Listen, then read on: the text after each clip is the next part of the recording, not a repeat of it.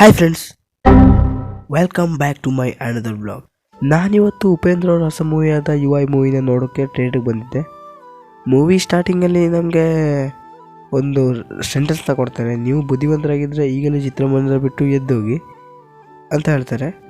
ಆಮೇಲೆ ಮತ್ತೊಂದು ಕೇಳ್ತಾರೆ, ನೀವೇನಾದರೂ ದಡ್ಡರಾಗಿದ್ದರೆ ಈ ಚಿತ್ರ ಪೂರ್ತಿ ನೋಡಿ ಅಂತ. ನನಗೆ ಈ ವಿಷಯ ಕೇಳಿ ಏನು ಕೂತ್ಕೊಳ್ಳೋದ ಎದ್ದೋಗೋದಂತ, ದಡ್ಡ ಎದ್ದೋಗೋಂಗಿಲ್ಲ, ಬುದ್ಧಿವಂತ ಕೂತ್ಕೊಳ್ಳೋಂಗಿಲ್ಲ. ಎದ್ದೋದ್ರೆ ದುಡ್ಡು ಹೋಗುತ್ತೆ, ಕೂತ್ಕೊಂಡ್ರೆ ದಡ್ಡ ಅಂತ ಪ್ರೂವ್ ಮಾಡ್ದಂಗೆ ಆಗುತ್ತೆ.